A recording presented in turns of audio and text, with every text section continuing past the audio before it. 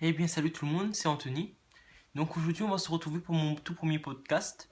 Et ce podcast va concerner donc un sport que je pratique depuis l'âge de mes 13 ans. Donc ça fait 3 ans que je pratique le tennis de table.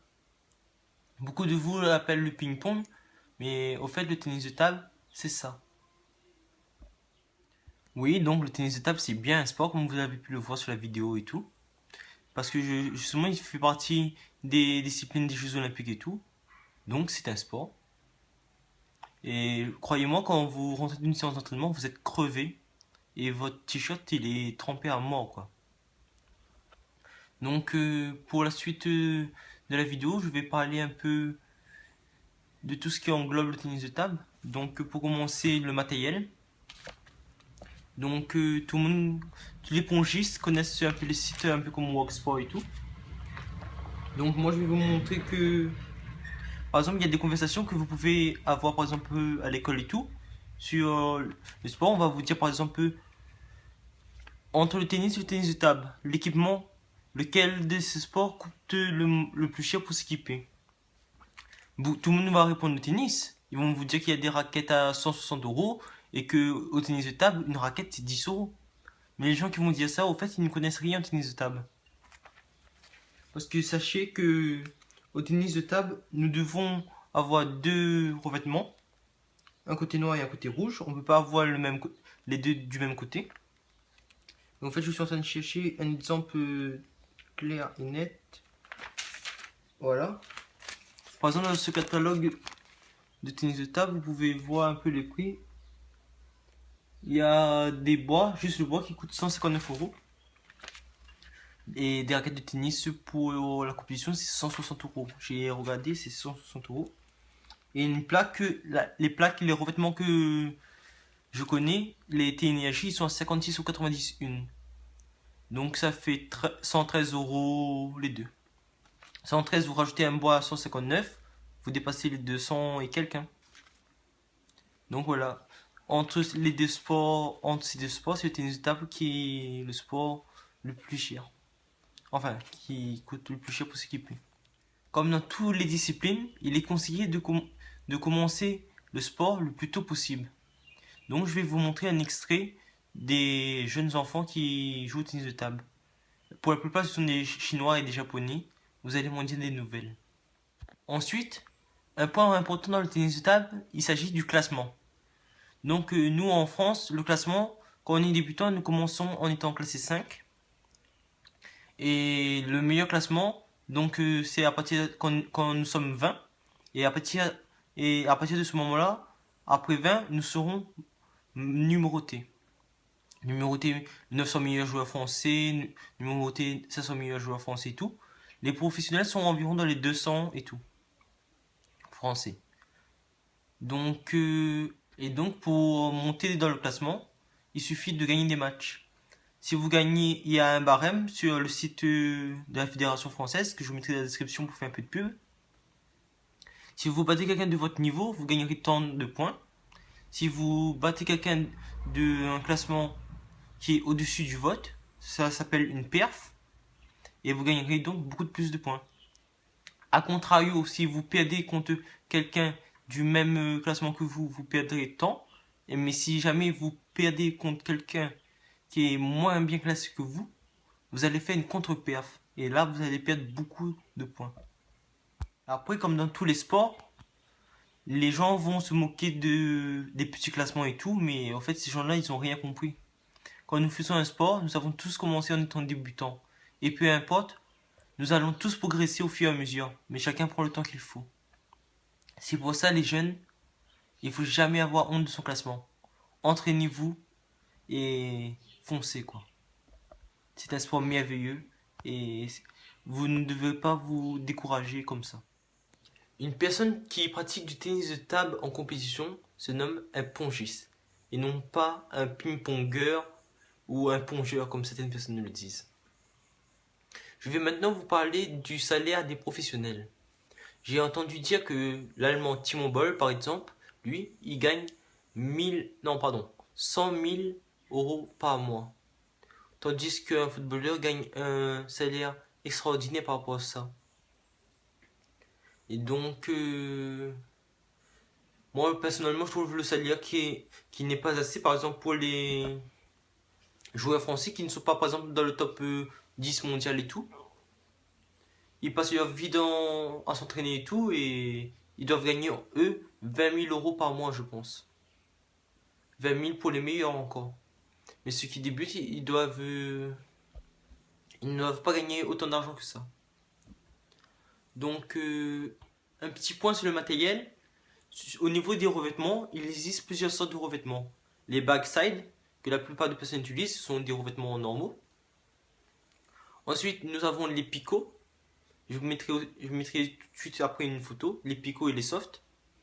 En fait, les picots, la différence, c'est que les effets vont être inversés. Je m'explique bien.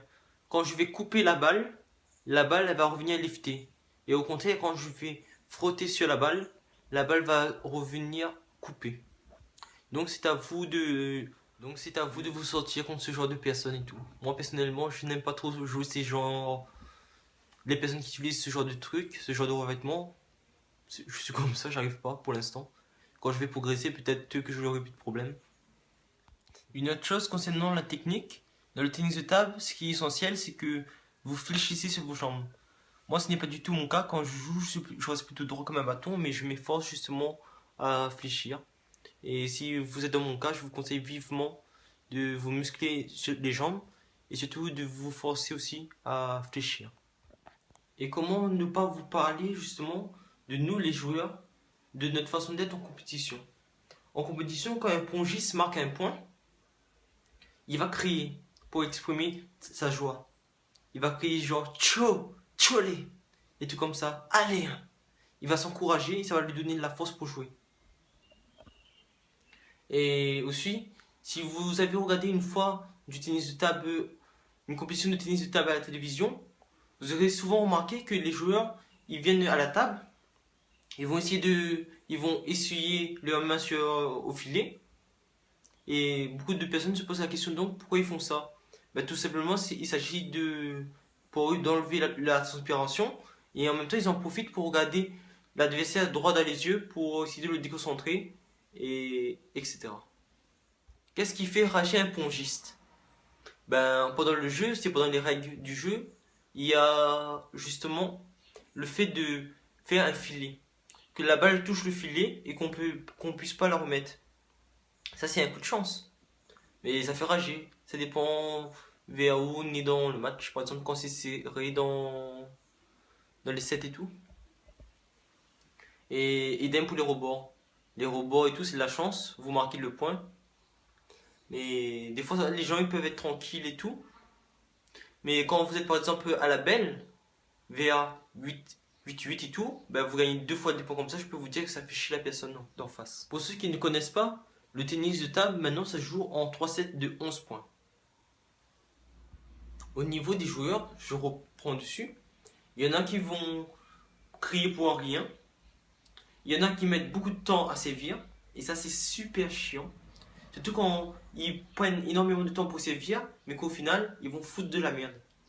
Ils prennent environ 30 secondes. Ils s'essuient la main sur le short, regardent bien l'adversaire, ils s'outillent tout. Et en fait, ils vont sévir et ils vont faire une faute. Nous, on s'en fout en compétition. On gagne nos points. Mais franchement, c'est pitoyable de voir des gens comme ça. Pour ma part, bah, je pense avoir fait le tour de tout ce qui concerne le tennis de table. Peut-être que j'ai oublié quelque chose et tout, mais vu le temps que je prends à faire la vidéo, je pense que pour aujourd'hui ce sera bon. Je vous remercie donc à tous d'avoir regardé ma vidéo. Et j'espère que ma vidéo vous aura apporté une nouvelle vision du tennis de table, qui est un sport non médiatisé qui est un sport non médiatisé. Il apparaît pendant les Jeux Olympiques, les gros événements et tout, mais on n'en voit pas si souvent que ça à la télé. Donc beaucoup de personnes se posent des questions sur ce sport-là, qui disent encore que ce sport-là n'est pas un sport. Donc voilà, j'ai essayé de faire dans cette vidéo tout ce que je voulais dire sur ce sport. Et les jeunes et tout, je vous dis encore de foncer et de ne rien lâcher dans le tennis de table. Car c'est un sport magnifique. J'espère que cette vidéo vous aura plu encore une fois. C'était mon premier podcast. Bye bye les gens.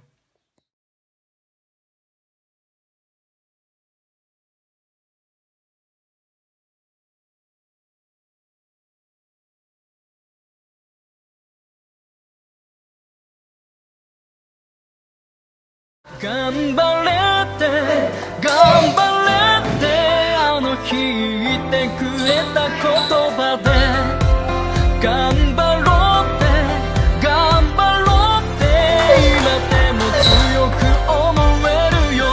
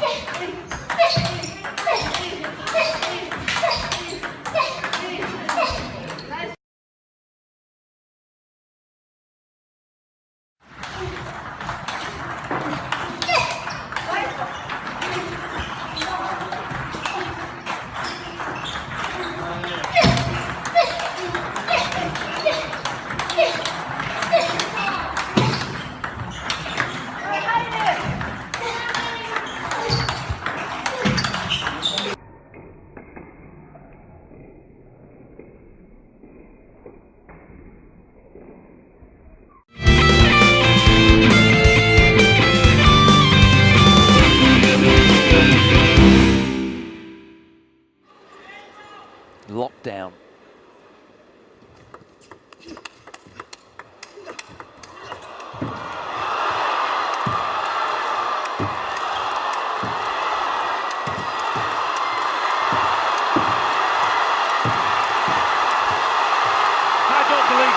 Outrageous table tennis from both. The Point of the championship right there. Are on their feet.